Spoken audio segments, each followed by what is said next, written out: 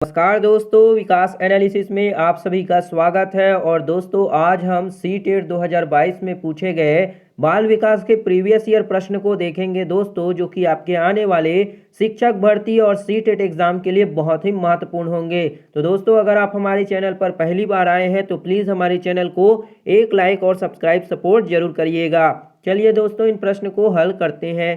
पहला प्रश्न दिया गया है दोस्तों, बच्चों के विकास का क्रम कैसा होगा। तो पहला ऑप्शन दिया गया है अमूर्त से मूर्त की तरफ होता है, दूसरा है सामान्य से विशिष्ट की ओर होता है, तीसरा ऑप्शन है पैरों से सिर की ओर होता है और चौथा ऑप्शन है हाथ पैर से केंद्र की ओर होता है। तो इसका सही आंसर क्या होगा दोस्तों, बच्चों के विकास का क्रम किस तरह होता है, तो वो होता है आपका अमूर्त से मूर्त की तरफ होता है, यानी कि ऑप्शन नंबर 1 जो होगा आपका करेक्ट हो जाएगा।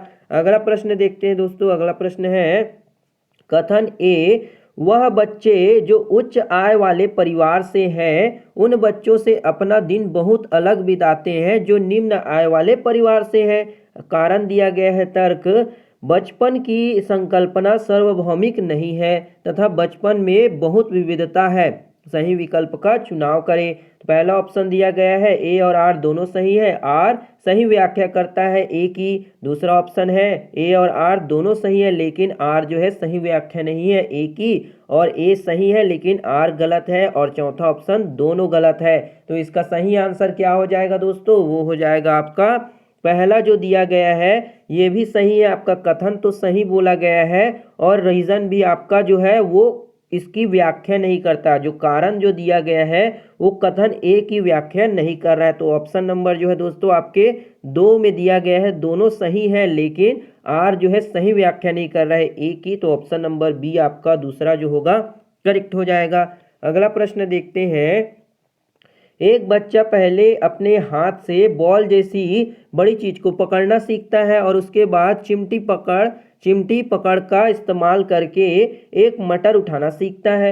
यह उदाहरण विकास के किस सिद्धांत को दर्शाता है। पहला ऑप्शन दिया गया है दोस्तों शीर्षगामी, दूसरा है समीपमुखी, तीसरा है साम्य धारण और चौथा ऑप्शन दिया गया है संरक्षण। तो इसका सही आंसर क्या हो जाएगा दोस्तों, वो हो जाएगा आपका समीपमुखी जो होगा इसका करेक्ट आंसर हो जाएगा। क्या हो जाएगा, समीपमुखी इसका करेक्ट आंसर हो जाएगा। अगला प्रश्न देखते हैं दोस्तों। अगला प्रश्न दिया गया है कथन ए में दिया गया है बच्चे अपने समाज के बारे में जानकारी, कौशल, मूल्य और रीतियां केवल अभिभावक से ही सीखते हैं। तर्क दिया गया है बच्चों का समाजीकरण एक सरल व रैखिक प्रक्रिया है।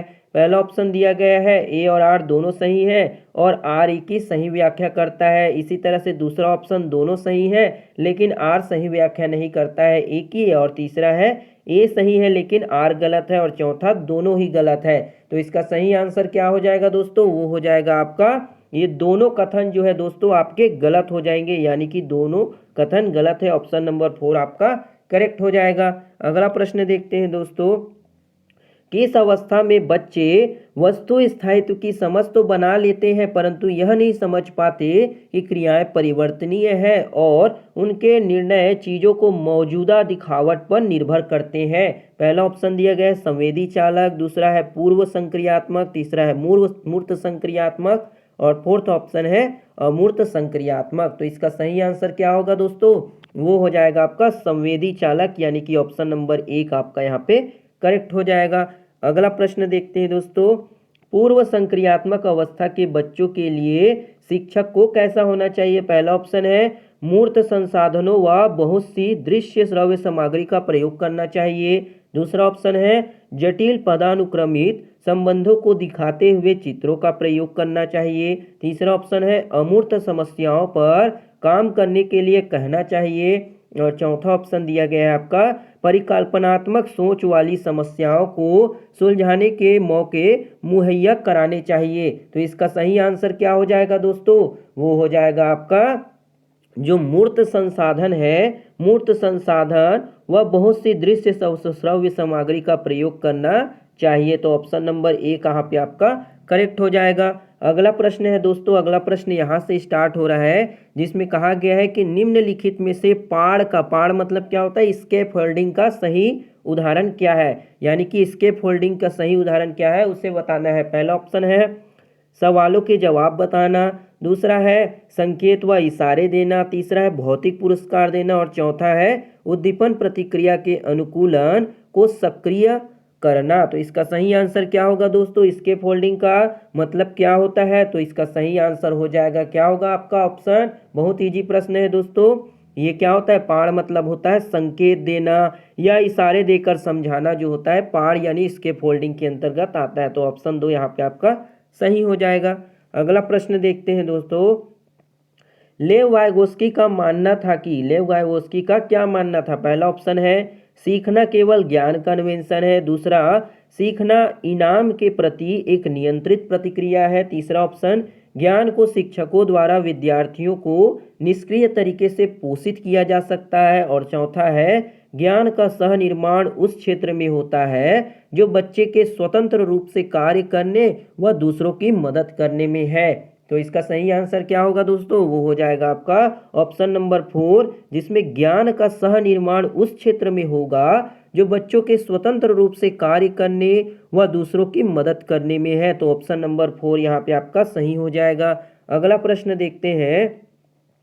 लॉरेंस कोहेलबर्ग द्वारा प्रतिपादित नैतिक विकास के किस स्तर पर व्यक्ति यह तर्क करते हैं कि मानवाधिकार व न्याय सबसे जरूरी है, भले ही वह सामाजिक कानून के खिलाफ हो? पहला ऑप्शन है आज्ञा पालन एवं दंड अभिविन्यास, दूसरा ऑप्शन दिया गया है अच्छा लड़का अच्छी लड़की अभिविन्यास, तीसरा ऑप्शन दिया गया है अधिकारिता एवं सामाजिक क्रम व्यवस्था अभिविन्यास और चौथा है सार्वभौमिक नैतिक सिद्धांत अभिविन्यास।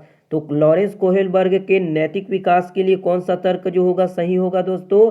इसका सही आंसर हो जाएगा आपका अधिकारिता एवं सामाजिक क्रम व्यवस्था अभिविन्यास जो होगा इसका सही आंसर होगा। तो ऑप्शन नंबर 3 यहाँ पे करेक्ट हो जाएगा। अगला प्रश्न देखते हैं दोस्तों। अगला प्रश्न है एक प्रगतिशील कक्षा में अधिगम कैसा होगा, यानी कि एक प्रगतिशील कक्षा में किस प्रकार से सीखना होता है? पहला ऑप्शन है एक सरल प्रक्रिया है, दूसरा एक सामाजिक प्रक्रिया है, तीसरा केवल औपचारिक अनुदेशन द्वारा ही हो सकता है और चौथा है परीक्षाओं पर प्रतिबंधात्मक है। तो एक प्रगतिशील कक्षा में अधिगम किस प्रकार से होगा दोस्तों? वो हो जाएगा एक सामाजिक प्रक्रिया है। तो ऑप्शन नंबर 2 यहाँ पे आपका करेक्ट हो जाएगा। अगला प्रश्न देखते हैं दोस्तों।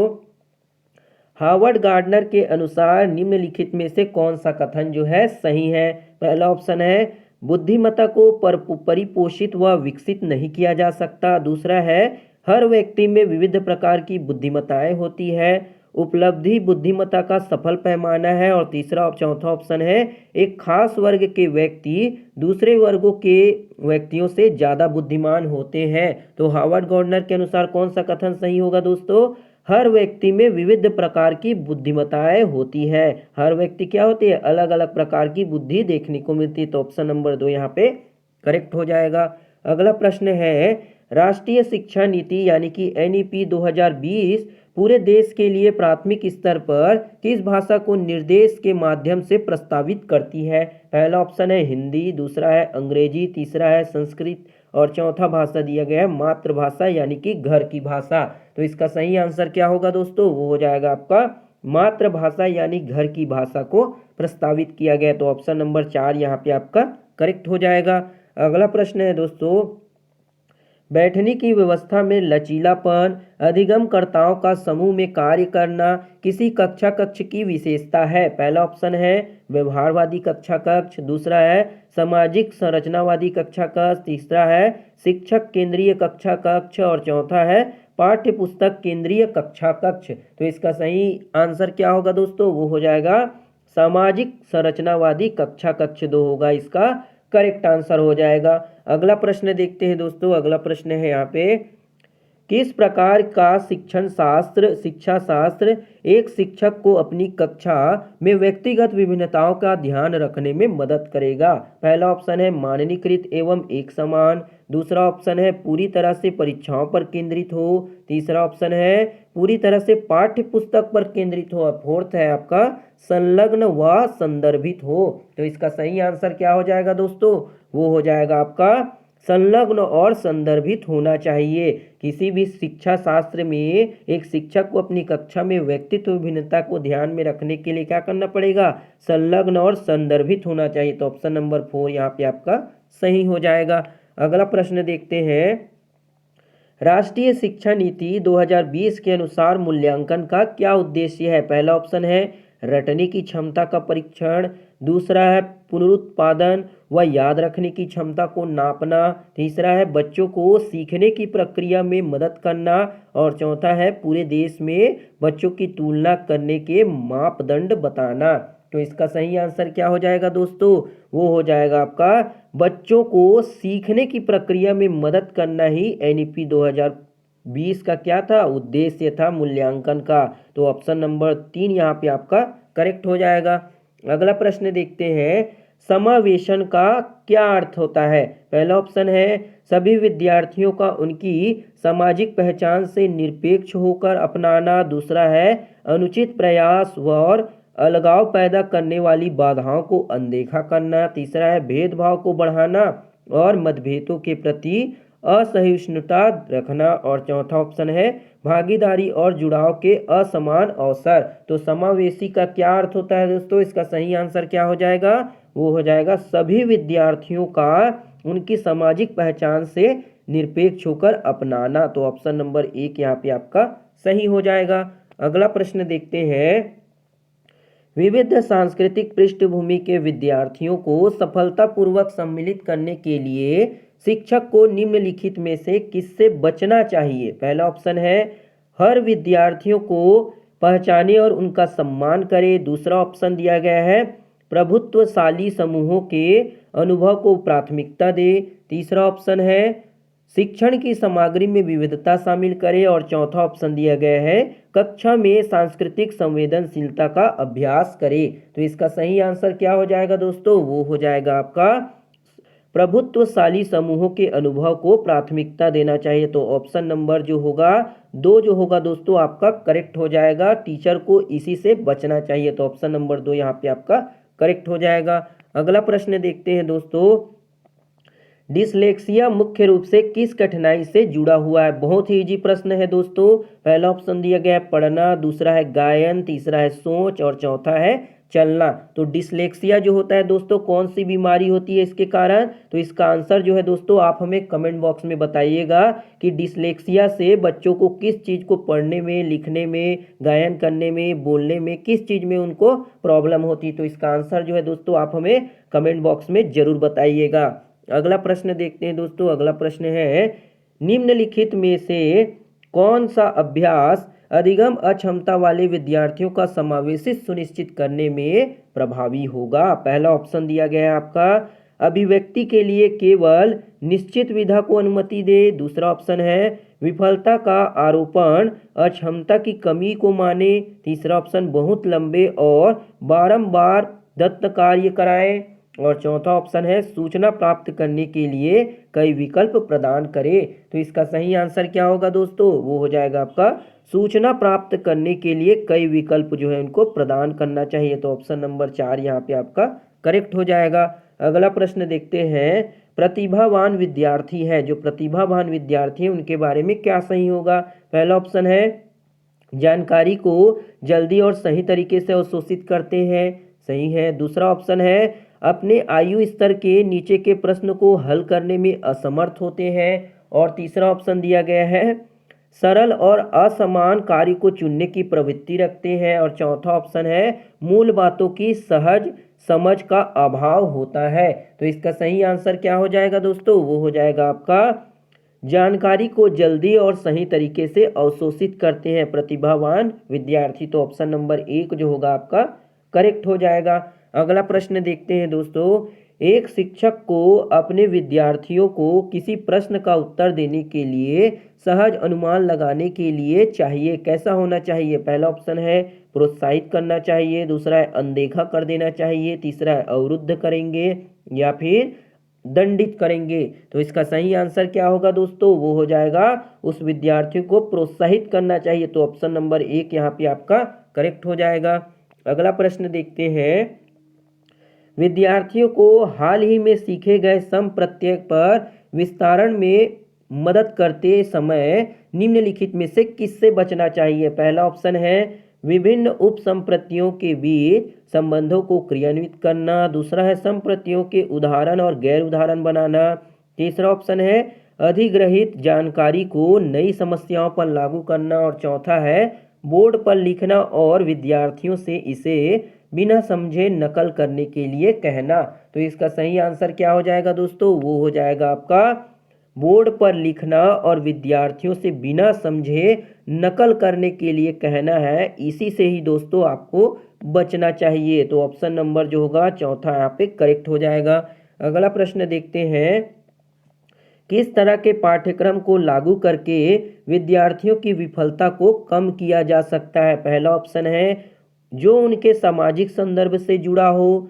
और दूसरा ऑप्शन है जो अत्यधिक चुनौतीपूर्ण और जटिल हो। तीसरा ऑप्शन दिया गया है जो उनके दैनिक जीवन के लिए अप्रासंगिक हो। और चौथा ऑप्शन दिया गया है जो अमूर्त से सरल की ओर बढ़ता हो। तो इसका सही आंसर क्या हो जाएगा दोस्तों? वो हो जाएगा आपका क्या होगा यहाँ पे हो जाएगा जो उनके सामाजिक संदर्भ से जुड़ा हो। क्या हो? सामाजिक संदर्भ से जुड़ा हो, वही जो है हमें उसकी विफलता को कम कर सकता है। तो ऑप्शन नंबर 1 करेक्ट हो जाएगा दोस्तों। यहाँ पे ये क्वेश्चन नंबर 23 होगा दोस्तों, इसे आप ध्यान रखिएगा। क्वेश्चन नंबर 23 यहाँ पे 29 टाइप हो गया है।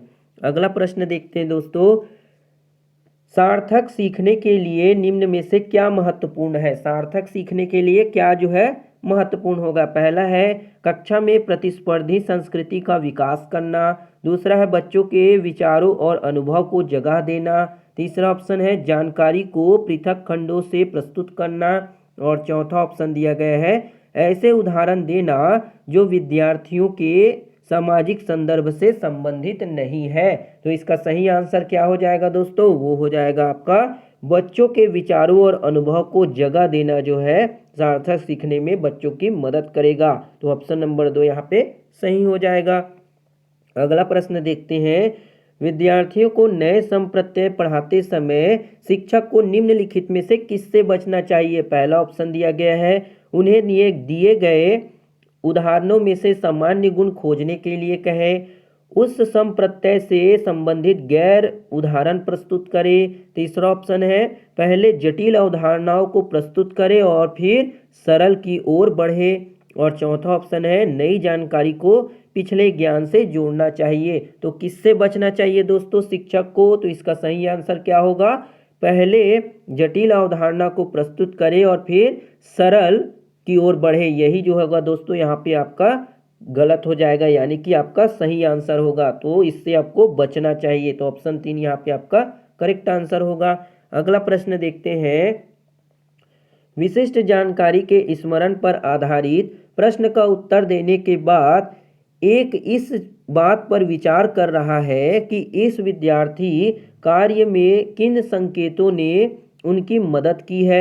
ऐसा करने से विद्यार्थी खाली स्थान का विकास कर रहा है। पहला ऑप्शन है विलंबित नकल। दूसरा है अहम केंद्रीयता। तीसरा है अधिसंज्ञान। और चौथा है अति औचित्य। तो इसका सही आंसर क्या होगा दोस्तों? वो हो जाएगा आपका अधिसंज्ञान। क्या होगा? अधिसंज्ञान यहाँ पे आपका करेक्ट हो जाएगा।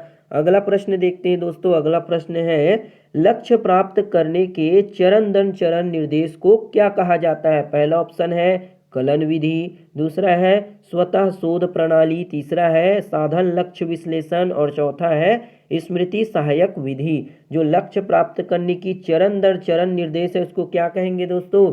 इसका सही आंसर हो जाएगा साधन लक्ष्य विश्लेषण कहलाएगा। तो ऑप्शन नंबर 3 आपका यहाँ पे सही हो जाएगा।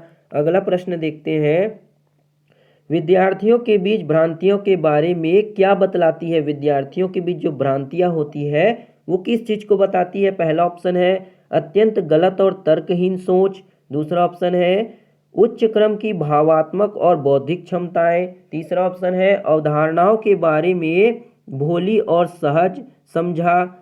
और चौथा ऑप्शन ये समझ होगा दोस्तों, समझा हो गया है। और चौथा ऑप्शन है गंभीर संज्ञानात्मक कमियां और तंत्रिका संबंधित विकार। तो इसका सही आंसर क्या हो जाएगा दोस्तों? वो हो जाएगा आपका अवधारणाओं के बारे में जो भोली और सहज समझ है, यही जो होगी उनकी भ्रांतियों के बारे में बतलाती है। तो ऑप्शन नंबर 3 जो होगा यहाँ पे आपका करेक्ट हो जाएगा। अगला प्रश्न देखते हैं दोस्तों, निम्नलिखित में से कौन सी स्थिति विद्यार्थियों में गर्व का कारण बन सकती है? पहला ऑप्शन है जब असफलता का कारण स्वयं को माना जाता है। दूसरा है जब असफलता का कारण दूसरों को माना जाए। तीसरा ऑप्शन जब सफलता का कारण स्वयं को माना जाए। और चौथा ऑप्शन दिया गया है जब सफलता का कारण दूसरों को माना जाता है। बहुत ही इजी प्रश्न है दोस्तों।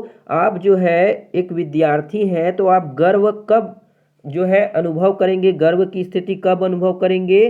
तो जब दोस्तों आप सफलता का कारण जो है स्वयं को मानेंगे ना, तो आप क्या है गर्व का अनुभव करेंगे। तो ऑप्शन नंबर 3 आपका यहाँ पे करेक्ट हो जाएगा। अगला प्रश्न देखते हैं, निम्नलिखित में से कौन सा कथन आंतरिक प्रेरणा का उदाहरण है? कौन सा कथन जो है वो आंतरिक प्रेरणा का उदाहरण है? पहला ऑप्शन है मुझे पढ़ाई करनी चाहिए क्योंकि यह संप्रत्यय की समझ बनाने के लिए जरूरी है। दूसरा ऑप्शन है मुझे शिक्षक द्वारा दंड से बचने के लिए अध्ययन करना चाहिए। और तीसरा है मुझे प्रतियोगिता में प्रथम स्थान प्राप्त करने के लिए अध्ययन करना चाहिए। और चौथा ऑप्शन दिया गया है मुझे अपने साथियों से प्रशंसा और प्रभुत्व प्राप्त करने के लिए अध्ययन करना चाहिए। तो कौन सा कथन जो है दोस्तों वो आंतरिक प्रेरणा का उदाहरण होगा? बहुत ही इजी प्रश्न है दोस्तों। तो इसका आंसर क्या होगा? मुझे पढ़ाई करनी चाहिए क्योंकि यह संप्रत्यय की समझ बनाने के लिए जरूरी है। तो ऑप्शन नंबर 1 यहाँ पे आपका करेक्ट हो जाएगा। तो ये थी दोस्तों आपके बाल विकास के महत्वपूर्ण प्रश्न जो कि आपके सीटेट एग्जाम में पूछे जा चुके हैं और आपके आने वाले सीटेट एग्जाम और टीचर भर्ती एग्जाम के लिए बहुत ही महत्वपूर्ण होंगे। तो दोस्तों अगर आपको वीडियो पसंद आया होगा, अगर वीडियो बढ़िया लगा हो तो एक लाइक जरूर करिएगा, शेयर सपोर्ट और सब्सक्राइब जरूर करिएगा। मिलते हैं दोस्तों अगली वीडियो में, तब तक के लिए जय हिंद, वंदे मातरम।